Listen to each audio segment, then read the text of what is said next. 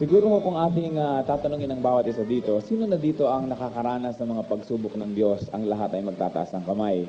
Siguro lahat tayo nakaranas na niyan, one way or the other, one time or another time. Yung iba po siguro nakakaranas ng pagsubok ng Diyos ngayon sa oras na ito. Yung iba naman ay nakaranas na, at yung iba naman ay natatakot na makaranas ng iba pa. Why does God allow His children to go through various trials? Kumisan marami po tayong mga tanong sa Diyos. Bakit kung mabait ang Diyos, bakit pinapabayaan niya mangyari ang lahat ng ito? At kung minsan may mga tao na nagtatampo sa Diyos, dahil sabi nila, bakit ako pa? Bakit sa dinami-rami naman ang mas masama dyan? Sa akin pa nangyayari itong mga ganitong dagok ng tadhana. At sa akin pa nangyayari itong mga lungkot ng buhay na ito. Bakit ako pa? Many people ask God, and we question the wisdom of God. What the Lord Jesus Christ has done for us on the cross, to die for us, is enough guarantee that He is very, very concerned with us. Na hindi niya tayo pababayaan. Kaya kung dumadating ang mga trial, we should pass those tests. Father, speak to us in very simple terms this morning. Make our hearts fertile ground for your words. We are ready to listen to you. Speak to us, O Father, so that you can fill the inmost needs of our hearts. And we welcome the presence of the Holy Spirit. The Holy Spirit that we invite to teach us, to open our eyes, and to convict us of the truth so that we may live this truth in our daily life.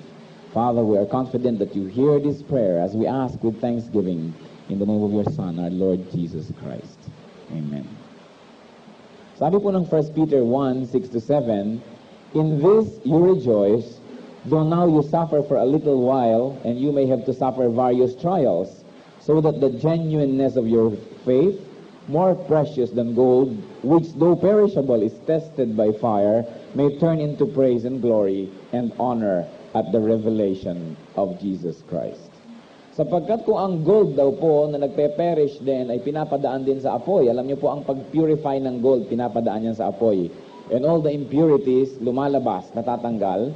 Kung yun lang daw pong gold na hindi naman mahalaga sa Diyos ay tinetest by fire, tayo pa kaya ng mga tao na mahal niya ang hindi ipupurify by fire? Many of us suffer or have suffered from trials and hardships. And this morning we're going to learn 7 truths about trials and hardships. 7 mga katotohanan tungkol sa mga pagsubok at mga hirap. 1. Every Christian experiences periods of trial and hardships. Every. Bawat Kristiyano po, mga kapatid, nakakaranas ng mga panahon ng pagsubok at kahirapan. At yan po, nararamdaman natin as part of the world, as part of this world, as part of this wicked world, we suffer. Nakakaranas tayo at siguro yung mga iba dito nakaabot ng mga gyera. We suffer wars together with unbelievers. We also suffer from poverty. Hindi po kung Christian, yung mayaman. Sabi ng iba, no, kung mula nung nag-Bible study to, naghirap. Ayan, mula nung nagganyan-ganyan ka, nag-Bible study ka, hindi ka na nagtagumpay. Eh, ang tanong, bakit? Sa relihiyon nyo ba, lahat matagumpay? Yung pong mga nangangantsaw, lahat ba sa relihiyon ninyo, mayayaman? Kahit Christian, kahit hindi Christian, kay Buddhist, kay Muslim, may mayaman dyan, may mahirap. As part of this world, we suffer with the world. Pagka bumabagyo, we also suffer. Hindi naman pagka may bagyo, lahat na ng bubong ng mga Christian ay hindi natatanggal. At ang natatanggal lang yung sa mga non-Christians. At pag may baha, nababasa din tayo. Pag nagbabadang Christian sa baha, nagkakaroon din siya ng alipunga. Hindi tayo exempted dyan. Because kahit tayo Christians, kahit tayo heaven-bound, we live in this world. And so we suffer as a part of this world. We suffer from pollution. Pag nagbiyahe kayo sa Santa Cruz, sa Avenida Rizal, dito sa EDSA, you suffer from pollution. We suffer the calamities, natural calamities, traffic, epidemics. Katulad din ng iba.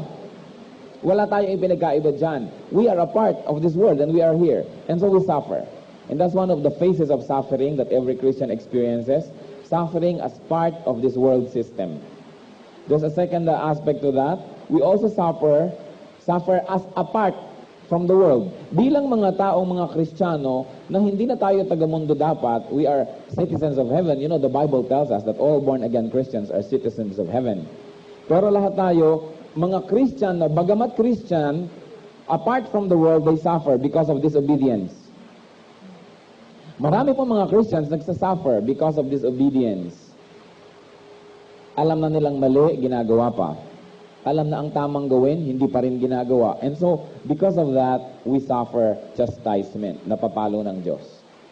So, we suffer as part of the world system. We suffer as a part, but joining in the world system. And also, we suffer as really apart and separated as godly people. We also suffer. Wala tayong susuotan, mga kapatid. Kung hindi ka godly, if you are an unbeliever, you suffer. Believer ka pero hindi ka nag-o-obey, you also suffer. You get chastised. Believer ka, nag-o-obey ka kay Lord, meron pa ring suffering. Suffering is part of our life. Matthew 5:10-12, Blessed are those that are persecuted for righteousness, for theirs is the kingdom of heaven.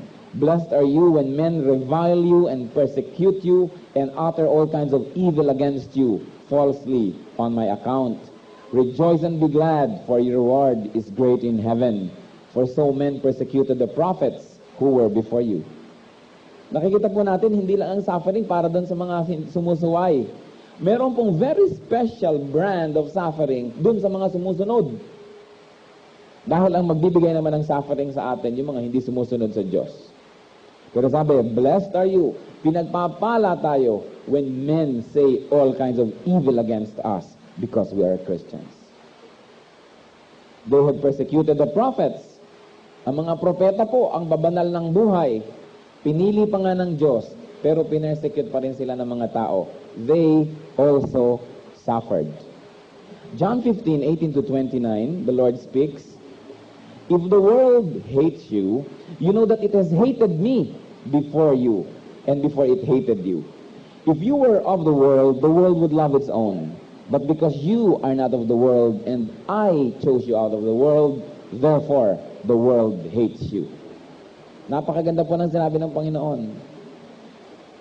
Kung kayo'y kinakamuhian ng sanlibutan, welcome to the club. Don't be surprised. Sabi ng Panginoong Jesus, they also hated me. You are in good company. They hated the prophets, they hated me, they hated the apostles. But don't be surprised that you will be hated by the world. Alam niyo po yung world, lahat ng mga hindi non-Christians. Ang tendency ng mga yan, tayo ay libakin, pagtawanan, insultuhin, tayo ay bigyan ng mga kung ano-anong mga pintas. Sabi ng Panginoon, don't be surprised. You know, the heritage of the Christian church is a heritage of suffering. All the martyrs and all the saints of the church suffered. And so if we suffer for God, it proves that we are in the correct company. Kung hindi po tayo nagsasuffer because of our faith, baka mali ang ating na-embrace. Siyempre, kung nasa ng leader, nandun tayo. Kung anong dinaanan ng leader, yun ang dadaanan natin. Kaya ang dinaanan ng ating leader, the Lord Jesus Christ, was a life of suffering. There is suffering in Christian life. Yung mga bagong gumawa ng commitment kay Christ, huwag naman kayong umatras agad dahil meron naman yung joy. Pero talagang may suffering. Kasama ang suffering. We suffer for good that we do, and we suffer for the bad that we do. Sabi ng iba, yung pala, pare-pareho lang may suffering, doon na lang ako sa bad. Sabi po ng 1 Peter 3:17, It is better to suffer for doing right, if that should be God's will, than to suffer for doing wrong. Alam niyo po tayo, pumipili lang kung anong ating suffering. When you do something bad, you suffer. When you do something good, you suffer also. Kasi those that don't understand you will say all kinds of evil against you. And those that are doing bad will go against you. But in both cases, we suffer. Sabi ng Bible, kung magsasuffer ka na rin lang, doon na sa good. It is better to suffer for doing right than to suffer for doing good. There is a second truth about suffering and trials and hardships. That the periods of trials and testing are temporary. Napakaganda pong isipin, mga kapatid. The periods of trials and testings come and go. They are very, very temporary. 1 Peter 1:6, sabi niya, for a little while you will suffer. 2 Corinthians 4:17, for this slight momentary affliction is preparing for us an eternal weight of glory beyond all comparison. Ito daw pong mga mumunti at sa sandalian lang nating paghihirap ay nagiging paghahanda natin para sa isang napakaganda and very glorious reward from God. Christian, if you are suffering now, remember this: no situation is permanent. Poverty or wealth, health or sickness, love or hate, among men, nothing is permanent. Only godly love is permanent.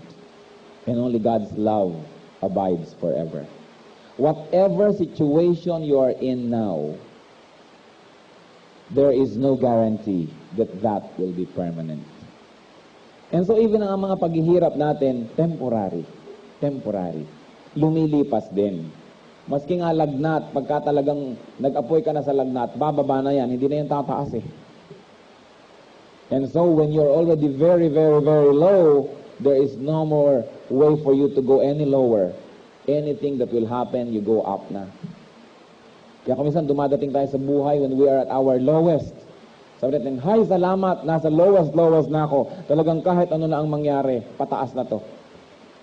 When you have reached rock bottom, there is no way but up. Those that are being afflicted, those that are suffering, remember that it is temporary. There is another truth about trials and suffering. These trials and hardships are for a purpose. May dahilan. May napakagandang dahilan. Romans 8:28. We know that in everything God works for good with those who love Him, who are called according to His purpose. In everything, God works for good for those that love Him and obey His commandments. What could be the purposes?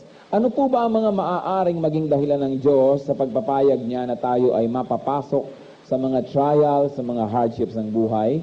One is to prove our faith.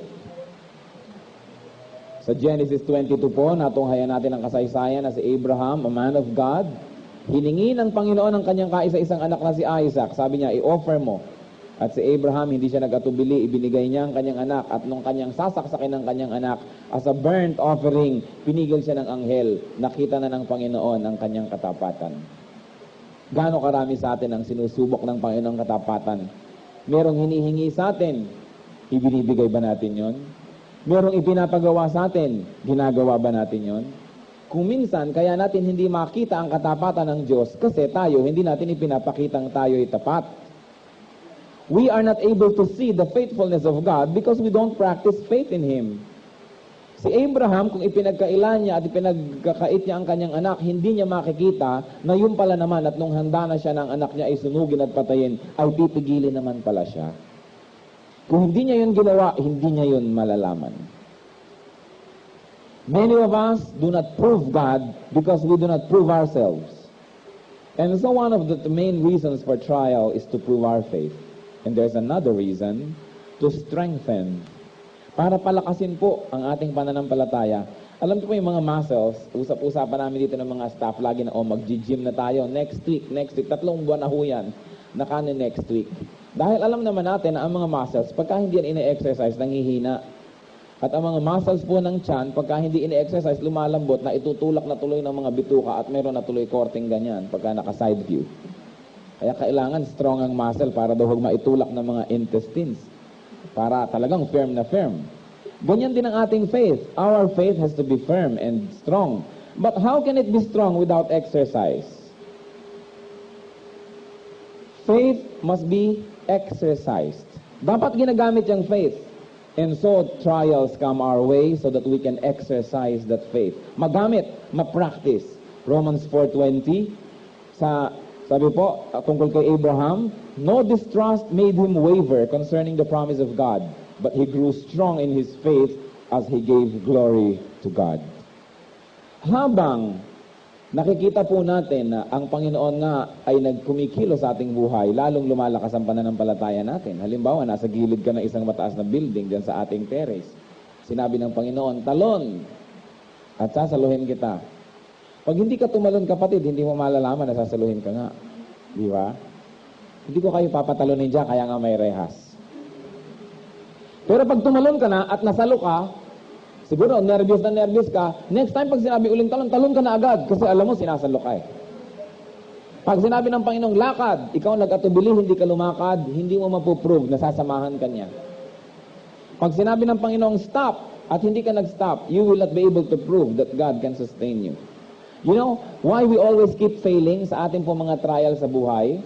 Kumisan meron tayong mga habits na hindi natin ma-give up sa Diyos, mga kaugalian, hindi natin ma-give up because we don't believe that God will be able to help us. Sabi natin, ay hindi ko naman ito masustain eh, so huwag ko na lang umpisahan. Hindi naman ako lagi makakata ng Bible study every week. Bakit ko pa uumpisahan yan? And so, hindi na nga nauumpisa because you don't put yourself in a situation when you are totally dependent on God's grace. We don't put ourselves in total protection of God. We will not be able to know that He is a protector. Kaya po ang ating mga kasama, mga kapatiran natin na kuminsan nakakaranas ng mga kasakitan, nalalaman nila how the Lord heals. But if they did not get sick, they'll never know it. Those of us that go through mga periods of temporary poverty, nakikita natin how the Lord provides. Bakit naman kung kumikita ka ng limpak-limpak na dolyares, eh, buhay ka pa rin. At ngayon hindi ka naman kumikita, eh, hayan, buhay ka pa rin. The Lord provides. And we don't see that unless we put ourselves in God's hand. One of the purposes of trials is to strengthen our faith by exercise. Then there's another purpose, to discipline and educate us. Kailangan tayong disiplinahin lagi. Lagi tayong dapat dinidisiplina. Sabi po ng Hebrews 5:8 about the Lord, although He was a son, He learned obedience through what He suffered. Sufferings and trials are there to educate us and to discipline us. Kung minsan hindi mo dinidisiplina ang iyong sarili, bueno, bibigyan ka ni Lord ng suffering. You don't discipline yourself, hindi ka kumakain lagi ng breakfast, so anong gagawin ni Lord? Bibigyan ka niya ng ulcers. Suffer ka. Sabi nga, magdusa ka. Hindi mo dinidisiplina ang iyong sarili. If you are a worker of God, maybe you're a teacher of a Bible study, you don't discipline yourself, you don't always study beforehand, lagi ka nagkakram. Ang pag-handle mo ngayon ng Bible study, walang kwenta. Bakit lahat ng tinuturuan mo inauubos? Imbes dumami. So, you suffer because you don't obey. The Lord wants us to prepare. There are many things in life, and I will never run out of examples, and I'm sure that you can think of your own individual examples. But the Lord gives us suffering to discipline us. And discipline, brothers and sisters, is always painful. Discipline always has accompanying pain. Because we learn when we are hurt. At yung mga taong napakarami ng naranasan ng mga kasakitan sa buhay, yan ang mga matatalinong tao. These are the people that you run to when you have problems because they can give you good advice. Because they have experienced how it is to suffer. If you are suffering now, maybe you are being disciplined and educated. There are many things that we don't learn hanggang hindi pa tayo pinapalo ng Diyos. And so that is one of the reasons why God allows sufferings. May isa pa pong dahilan kung bakit pinapayagan ng Diyos na magkaroon tayo ng mga paghihirap to humble us, to humiliate us. Tayo mga tao, magkaroon lang ng konting success, konting talent, konting naipundar, konting nagawa sa buhay, akala natin great na tayo. At pag nag-umpisa na tayo mag-akala na tayo kung sino, we start moving about as if tayo kung sino. Gusto natin ipagkumpas natin ang lahat ng tao ay sumusunod. Pag tayo wala sa mood, ang lahat ng tao ay nakikiramdam. At pag nagalit ka, lahat ng tao ay nanunuyo. We are proud. We are selfish. The world revolves around us. And that is very sinful. And so what does the Lord do? The Lord humbles us. Deuteronomy 8:23. And you shall remember all the way which the Lord your God has led you those 40 years in the wilderness. Sabi niya sa mga Israelites, that He might humble you, testing you to know what is in your heart, whether you would keep His commandments or not. And He humbled you and let you hunger and fed you with manna, that He might make you know that man does not live by bread alone, but he lives by everything that proceeds out of the mouth of the Lord. Alam niyo po mga Israelites, nung pong sila ay slaves sa Egypt, pinangunahan sila ni Moses at inilabas sila. Napakaraming pakikipagtunggali sa mga Egyptian bago sila nailabas. At nung mailabas na ang mga ito, puro reklamo, ang ginawa ng Diyos, dahil matigas ang ulo nila, dahil proud sila, ayaw nila mag-submit kay Moses, ang gusto nila, yung sarili nila ang masunod. The Lord humbled them. For 40 years, pinaikot-ikot sila sa desert. Hindi sila nakarating sa kanilang pupuntahan. Wala pong matanda, wala pong nasa edad, walang adult that was able to reach the promised land. They all died along the way. At lahat po ng dinadaanan ng mga Israelites, pag tumigil sila para magkampo, may mamamatay, may libing. Ang gagawa nila ng mga markers, mga tanda. Lakad na naman sila, sa banda doon maglilibing. Pag sinundan niyo po ang ruta ng Exodus ng mga Israelites as they went through the desert, their route is a monument of graves. Ano po ang mga marker ng lahat ng dinaanan nila? Mga libingan. Because they were proud. Because they were not disciplined. Because they want their own way. Yung gusto lang nila. So anong ginawa ng Panginoon? Lahat ng mga adult, lahat ng mga nasa hustong gulang, nalipol. Walang nakapasok sa promised land except Joshua. Even Moses was not able to enter the promised land. Dahil siya man sumaway sa utos ng Diyos minsan. God is a God of justice. If you are proud, you will be humbled.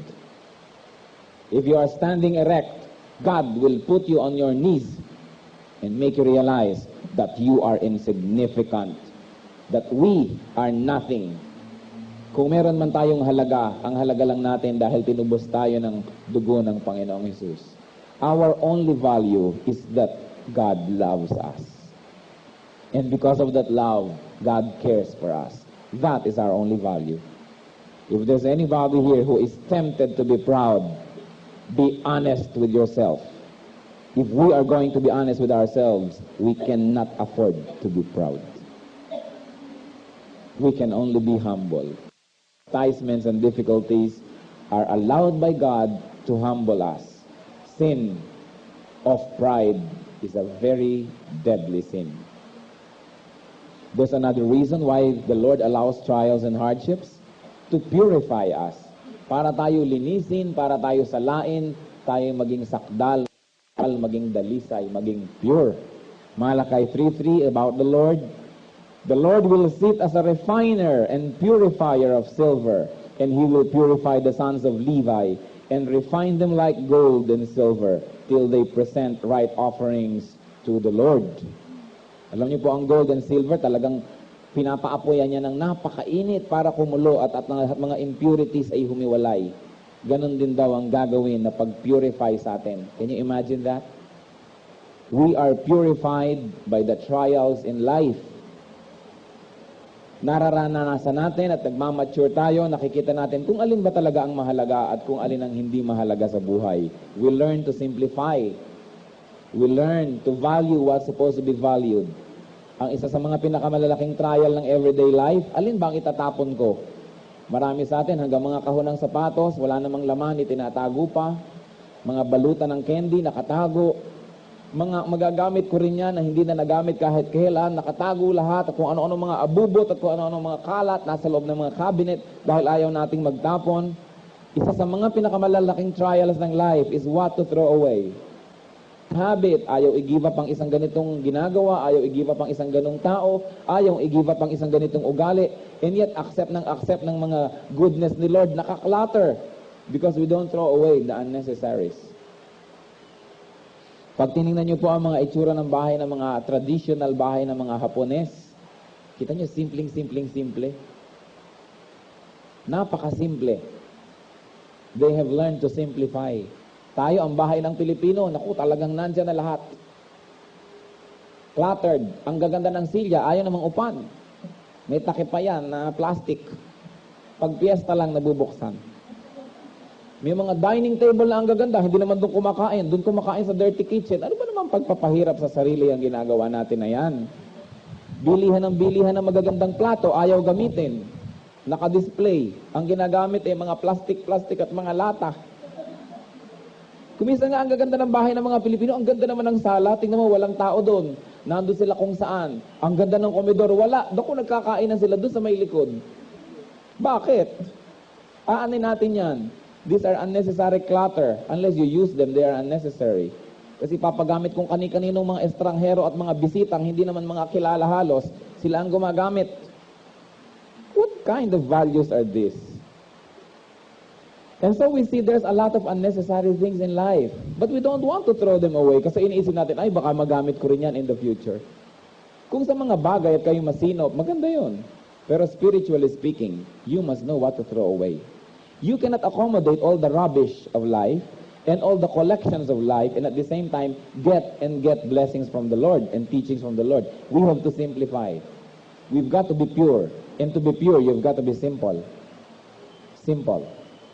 There's another reason why trials and hardships are allowed by the Lord, to qualify us to help others. Napakaganda po nitong isang reason na to. 2 Corinthians 1:4, the Lord comforts us in all our affliction so that we may be able to comfort those who are in any affliction with the comfort which we ourselves are comforted by God. Napakaganda po. Tayo pala ay tinuturuan ng Diyos na mag-suffer para matapos tayong gumraduate doon ay makatulong tayo doon sa mga maraming nagsasuffer. God comforts us not only to make us comfortable, but also so that we can comfort others. Tatandaan niyo po yan mga kapatid. Yung pong nakakatanggap sa atin ng mga more than enough na blessings, yung lampas-lampas sa pangangailangan natin, hindi yan ibinibigay ng Diyos para ka malito ka bibilang. Hindi yan ibinigay ng Diyos para ka huwag makatulog ka babantay. Hindi yan ibinigay ng Diyos para ka magmataas. Ibinigay ng Diyos ang mga sobra para makatulong ka doon sa mga kulang. Ibinigay ng Diyos ang mga sobra sa ating buhay para maibigay natin sa mga kinakapos. God comforts us so that we can comfort others. God gives to us excessively so that we will be able to give to others. We cannot call ourselves Christians and turn our backs on the needs of the brothers and the sisters. Pupunta sa'yo ang kapatid, alam mo kapatid, talagang gutom na gutom kami ngayon eh. O sige, ipagpe-pray ko kayo.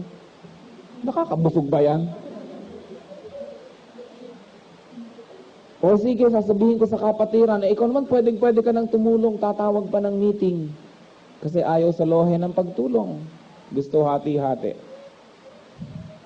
Alam niyo po, merong isang ideya si Karl Marx, ito pong isa sa mga founders ng Christianity, which is actually ng communism, which is actually a very Christian thought. Sabi niya, from each according to ability, to each according to need. Ang tanong po sa body of Christ, dito sa church is, ito ang ability ko, nasaan ang need mo? Bakit ba tayo binibigyan ng Diyos ng mga kakayahan, ng mga abilities, para ibigay natin doon sa may mga need? Hindi para impukin ng impukin at sambahin ng sambahin. The Lord comforts us so we can comfort others. And the Lord allows us to suffer so we can qualify, we can have the experience, and we can have the credential to help those who suffer. Another reason why the Lord allows trials is to prove to us the sufficiency of His grace and to make us long for heaven. Para po patunayan sa atin na ang Panginoon sapat ang kanyang mga biyaya. Kaya binibigyan niya tayo ng kakapusan. Pinapayagan niya na tayo kapusin, kulangin, dahil gusto niyang patunayan na kaya niyang punuan ng mga kakapusan na yon. At isa pa po, gusto niya na tayo ay manabik sa kanyang presensya. The Lord wants us to long for heaven. That's why He allows a lot of terrible things to happen in our lives. Sabi po ng 2 Corinthians 12:9, the Lord says, my grace is sufficient for you, for my power is made perfect in weakness. When we are weak, and when we submit that weakness to the Lord, then we become powerful. When we are poor and we submit that poverty to the Lord, then the Lord enriches us. And then, sabi ni Paul sa Philippians 1:23, my desire is to be with Christ, for that is far better. Paul, who was respected in the Christian community, considered the spiritual father of nearly all the churches in the pagan world, enjoyed the love and blessing of God and enjoy the affection of the people, pero sabi pa rin niya, my desire is to be with Christ, for that is far better. So the Lord allows miseries to come into our lives so that we will long for heaven and we will long for Christ. There is another truth about trials and hardships. Trials and hardships are varied. Iba-iba. Iba-iba po ang mukha ng trials and hardships. Kumisan po yan physical. It can be a weakness, it can be a sickness, and prosperity makes it very difficult also for people to do the same because ang daming gusto magnakaw sa kanila. Hindi makatulog ang mahirap dahil nilalamok, hindi naman makatulog tong mayaman dahil ninenervyos. Pareho lang. It can be both. There is suffering in ugliness. Nai-inferior ka, sabi mo, ay, hindi ako maganda, ganito. And also, there is suffering in beauty. Pag may mga pirata at naghahanap ng marirape, ikaw agad ang number 1 sa listahan. Nagsasuffer ka rin.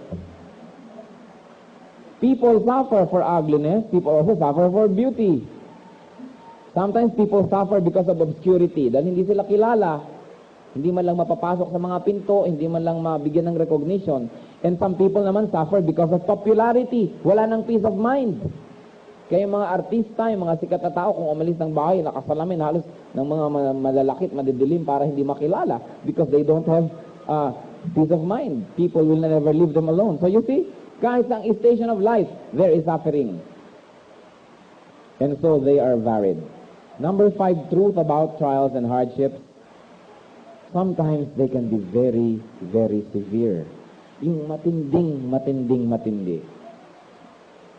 1 Peter 1:7, Peter tells about being tested with fire. Fire ang pang-test. But in 1 Corinthians 10:13, kung dumadating po tayo mga kapatid sa trial na parang talagang hindi ko na kaya, napakabigat, ibang klase. 1 Corinthians 10:13, no temptation and trial has overtaken you that is not common to man. God is faithful, and He will not let you be tempted and tried beyond your strength, but with the temptation will also provide the way of escape, that you may be able to endure it. Hindi daw po tayo pinapayagan ng Diyos na mabigyan ng mga dalahin na hindi natin kaya. Napakagandang isipin yan, mga kapatid. Kung tayo namang problema, sabi natin, sobra na to, hindi ko na kaya. It's a lie. It's a lie. Unless you make the Bible a liar. The Bible said, God will never give you anything na hindi mo kaya. Napakabigat ng ibinibigay sa'yo. Siguro kilala ka ng Diyos. Napakalaki ng naibigay na niyang grace. Kaya mo yan, kapatid. Para sabihin natin hindi natin kaya ang isang problema ay isang malaking kasinungalingan. Hindi kaya o hindi kinakaya. Madalas ayaw nating kayanin. That's the reason. And you know, there is a ministry of suffering. Meron pong ministry of suffering. Kung merong ministry of teaching, ministry of singing, ministry of giving, meron pong ministry of suffering. It was given to Paul. In Acts 9:15-16, the Lord said to Ananias, when Paul was converted, sabi ni Lord kay Ananias, Go to Paul, for he is a chosen instrument of mine to carry my name before the Gentiles and kings and the sons of Israel. For I will show him how much he must suffer for the sake of my name. There is a ministry of suffering for the sake of God's name. Whom God loves, He calls to suffer for Him. Yan ang tinatawag po natin na identification. Yung pong mga mahal ng Panginoon, sila ang pinakanahihirapan. Because they identify with the sufferings of Christ. As many of you that are closest to me, are the ones that have the most difficult time in their lives. Mga friends, kahit sa ministry, kahit mga kasama sa work, those that are closest to me suffered the most. There is such a thing, and of course, it doesn't escape my attention. Ganon din yun, whom I love most, I make them suffer. But we suffer together. And the Lord said that, sabi niya, I am going to make Paul suffer. He will see that he will suffer for the sake of my name. But the Lord knows how to reward those that suffer with him. So there is such a ministry. Suffering. Hindi po basta suffering to mga kapatid. Suffering for the sake of the Lord's name. Yung pagsaserve sa Kanya, yung tayo ay nire-reject ng mundo, it is a ministry. And if it happens to you, blessed are you. It does not escape the attention and memory of God. And God knows how to repay. The sixth truth about trials and hardships. Trials and hardships are all related to the future. Lahat po ng ating mga hirap ng loob, lahat po ng ginagawa natin na trials, mga hardships sa buhay, may kinalaman pala yan sa future. 1 Peter 1:7, trials, once patiently gone through, will bring praise and honor and glory at the appearing of Jesus Christ. Lahat po ng mga trials na dumating sa ating buhay, na tinake natin well, that we took well, that we patiently went through, that we go through with humility and with love, this will bring honor and glory and praise when we come face to face with Jesus Christ.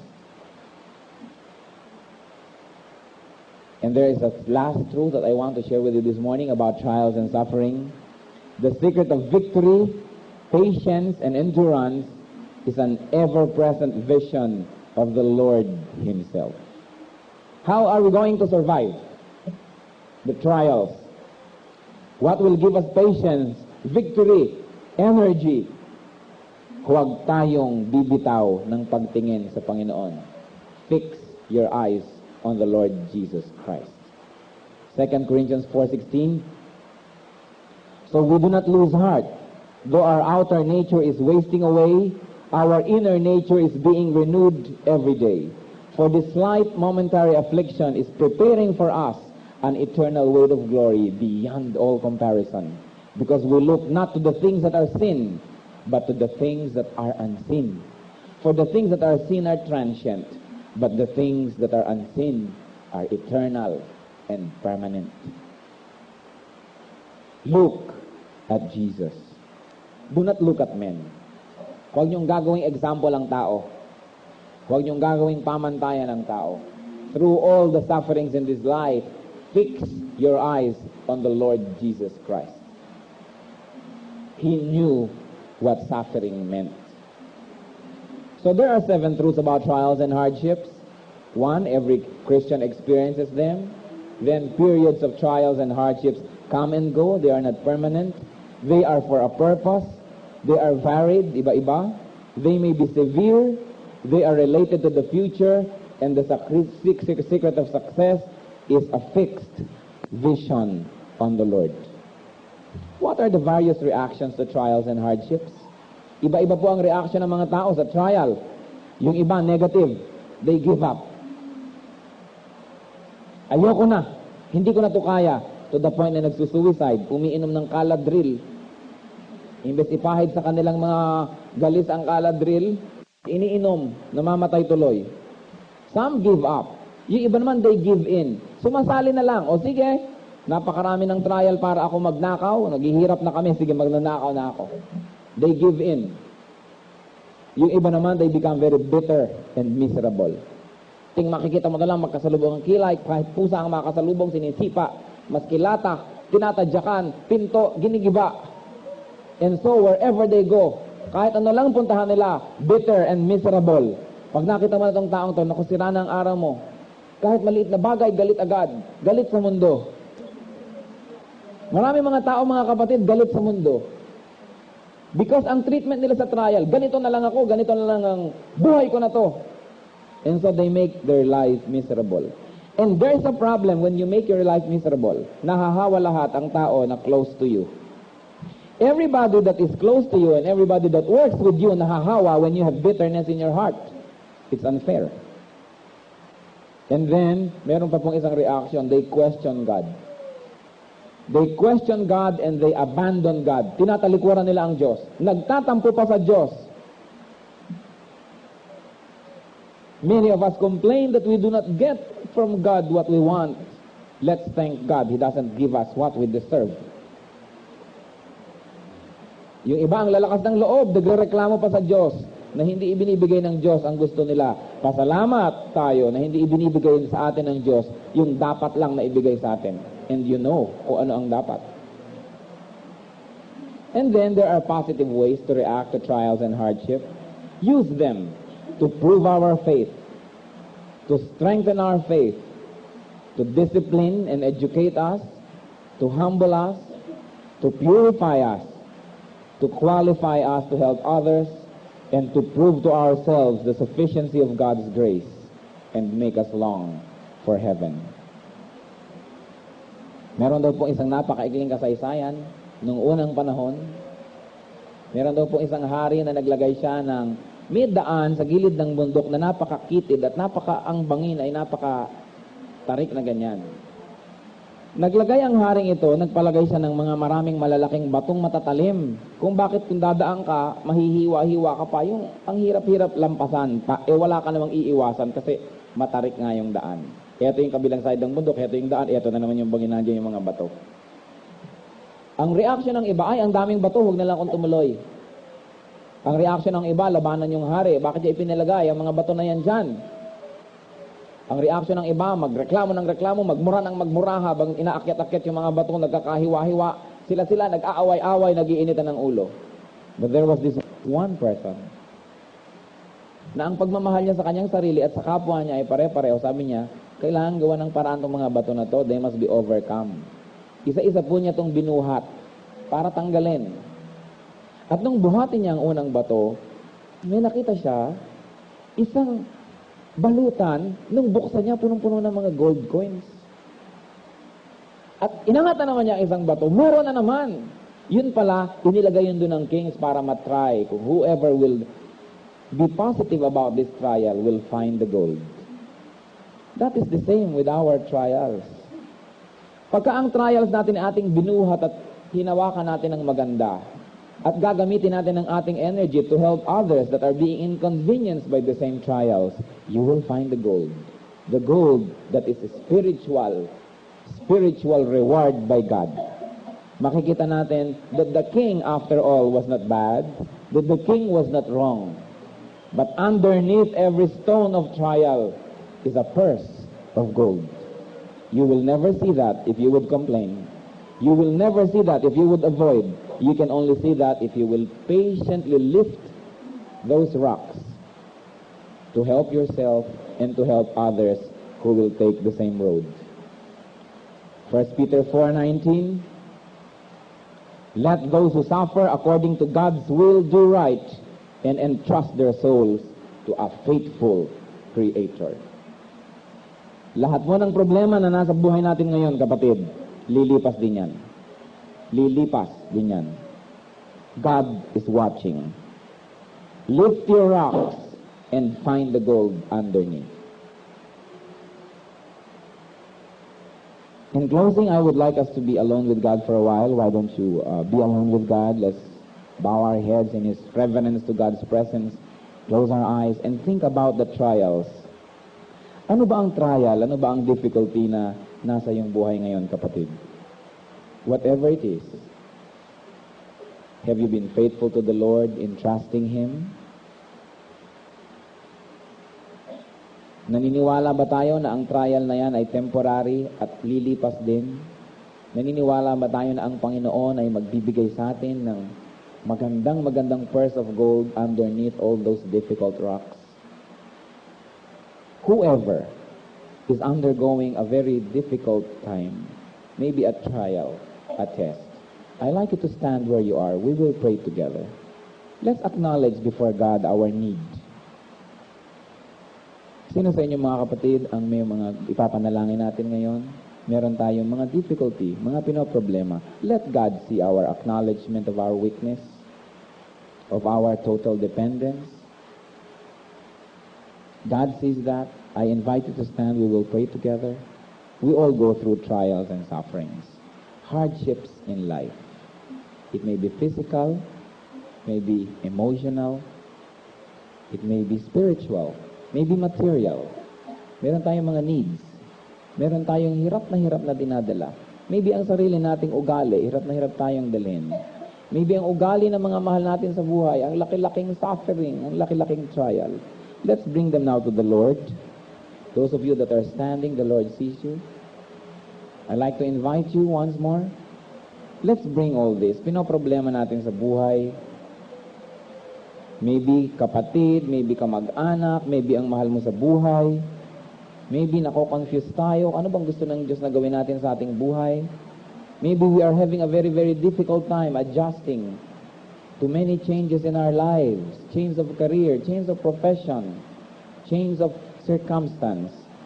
And it is difficult. Last call, I would like to invite you. Let's acknowledge our need before God and our dependence.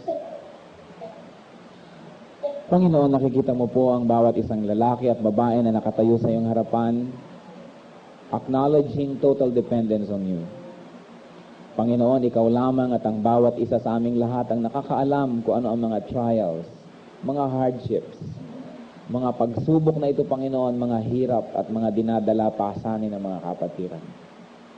By your mercy and by your love, O Father, we ask you not to take away the trials, but to let all of us see that there is grace in you, that there is enough strength available to all of us, that there is blessing in spite of all these difficulties.